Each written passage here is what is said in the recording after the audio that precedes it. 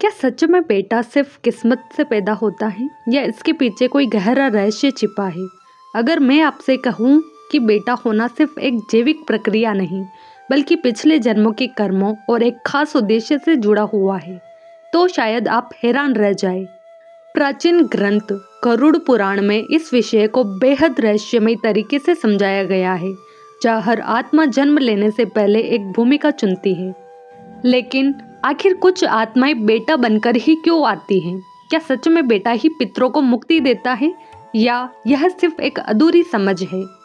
आज इस वीडियो में हम इसी गहरे रहस्य को उजागर करने वाले हैं, जो आपकी सोच को पूरी तरह बदल सकता है। पौराणिक दृष्टि से देखा जाए तो जन्म कभी भी एक संयोग नहीं माना गया, बल्कि यह आत्मा के पिछले कर्मों का सटीक परिणाम होता है।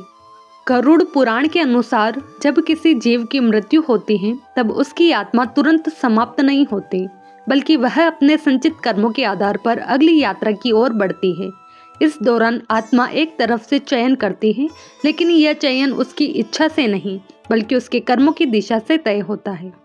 अगर किसी आत्मा पर अपने पूर्वजों का ऋण यानी पितृ ऋण बाकी होता है, या उसने पिछले जन्म में कुछ ऐसे कार्य अधूरे छोड़े होते हैं जिन्हें पूरा करना आवश्यक है, तो वह उसी परिवार या कुल में जन्म लेने के लिए आकर्षित होती है, जहां वह अपने कर्मों को पूरा कर सके।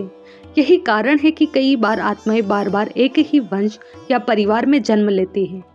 इस पूरी प्रक्रिया में यह तय नहीं होता है कि आत्मा बेटा बनेगी या बेटी, बल्कि उसका उद्देश्य और कर्म ही निर्धारित करते हैं कि वह किस रूप में जन्म लेगी। यानी बेटा होना कोई पहले से तय भाग्य नहीं है, बल्कि यह उस आत्मा की कर्तव्यों, अधूरे कर्मों और उसके जीवन के उद्देश्य का परिणाम होता है, जो उसे एक विशेष भूमिका निभाने के लिए उस रूप में जन्म लेने के लिए प्रेरित करता है। पौराणिक मान्यताओं में पितृ ऋण को मनुष्य के जीवन का एक महत्वपूर्ण कर्तव्य माना गया है, और इसी संदर्भ में पुत्र को विशेष महत्व दिया गया। प्राचीन ग्रंथों में पुत्र शब्द का अर्थ बताया गया है पू नामक नरक से तारने वाला, यानी वह जो अपने माता पिता और पितरों को कष्टों से मुक्ति दिलाने में सहायक हो।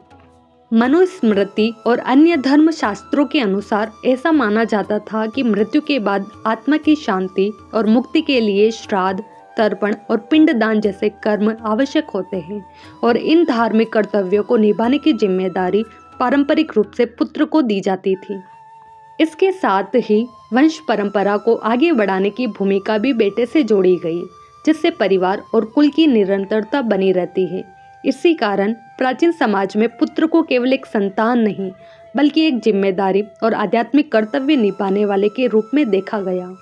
हालांकि यह समझ उस समय के सामाजिक और धार्मिक संरचना पर आधारित थी, जो आज के समय में बदलती सोच के साथ अलग रूप में भी देखी जा रही है। पौराणिक दृष्टि से बेटा या बेटी का जन्म केवल एक जैविक घटना नहीं माना गया, बल्कि इसे आत्मा के पूर्व जन्मों के कर्म और माता पिता के संस्कारों के संयुक्त प्रभाव का परिणाम बताया गया। गरुड़ पुराण में संकेत मिलता है कि जब कोई आत्मा नया जन्म लेने की ओर बढ़ती है, तो उसके पिछले कर्म, अधूरे कार्य और जीवन के उद्देश्य यह तय करते हैं कि उसे किस प्रकार का शरीर और भूमिका मिलेगी। साथ ही जिस परिवार में वह जन्म लेती है, उस परिवार के विचार, कर्म और मानसिक स्थिति भी इस प्रक्रिया को प्रभावित करते हैं। कुछ पौराणिक मान्यताओं के अनुसार यदि किसी आत्मा को वंश को आगे बढ़ाने, पितृ ऋण चुकाने या धार्मिक कर्म कांड निभाने का दायित्व होता है, तो वह पुत्र रूप में जन्म ले सकती है। वहीं यदि आत्मा का उद्देश्य प्रेम, सेवा, संतुलन स्थापित करना या किसी विशेष कर्म का फल भोगना होता है, तो वह पुत्री के रूप में जन्म ले सकती है। हालांकि यह समझ पूरी तरह निश्चित नियम नहीं है, बल्कि प्राचीन ग्रंथों में दी गई एक आध्यात्मिक और प्रतीकात्मक व्याख्या है, जिसे उस समय की सोच और मान्यताओं के अनुसार समझा गया था। असली सत्य यही बताया गया है कि आत्मा का अपना कोई लिंग नहीं होता, न वह पुरुष है न स्त्री, बल्कि वह केवल एक शुद्ध चेतना या ऊर्जा है। गरुड़ पुराण जैसे ग्रंथों में समझाया गया है कि आत्मा जन्म और मृत्यु से परे है, और वह केवल अपने कर्मों के अनुसार अलग अलग शरीर धारण करती है। जब आत्मा नया जन्म लेती है, तभी उसे एक भौतिक शरीर मिलता है, जिसके साथ उसका लिंग भी तय होता है, और यह निर्धारण उसके पिछले कर्मों और जीवन के उद्देश्य के आधार पर होता है। यानी जो लिंग हम देखते हैं वह आत्मा की असली पहचान नहीं, बल्कि एक अस्थायी रूप है जो उसे इस संसार में अपने कर्मों का फल भोगने और अपने कर्तव्यों को पूरा करने के लिए मिला है।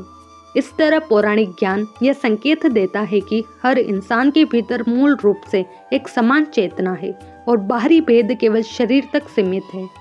निष्कर्ष के रूप में पौराणिक दृष्टि ये बताती है कि बेटा जन्म लेने के पीछे पितृ ऋण चुकाने, वंश परंपरा को आगे बढ़ाने और कुछ विशेष धार्मिक कर्तव्यों को पूरा करने का विचार जुड़ा रहा है। गरुड़ पुराण जैसे ग्रंथों में इसे एक महत्वपूर्ण जिम्मेदारी के रूप में बताया गया है। लेकिन गहराई से समझे तो आत्मा का असली उद्देश्य केवल किसी एक लिंग में जन्म लेना नहीं, बल्कि अपने कर्मों का फल भोगना, सीखना और आध्यात्मिक रूप से आगे बढ़ना होता है। इसलिए बेटा या बेटी होना अंतिम सत्य नहीं है, बल्कि यह तो एक माध्यम है। असल रहस्य यह है कि कौन सी आत्मा किस उद्देश्य और किस कर्म के साथ इस संसार में जन्म ले रही है। तो अब आप समझ गए होंगे कि बेटा हो या बेटी, ये सिर्फ शरीर का फर्क है। असली पहचान तो आत्मा की होती है और उसके कर्मों की होती है। गरुड़ पुराण भी यही सिखाता है कि हर जन्म के पीछे एक गहरी वजह होती है। इसलिए अगली बार जब किसी बच्चे का जन्म हो तो ये मत सोचिए कि वो बेटा है या बेटी, बल्कि ये समझने की कोशिश कीजिए कि वो आत्मा इस दुनिया में क्यों आई है। अगर आपको यह रहस्य जानकर कुछ नया सीखने को मिला हो तो वीडियो को लाइक करें, शेयर करें और हमारे चैनल को सब्सक्राइब करना न भूलें।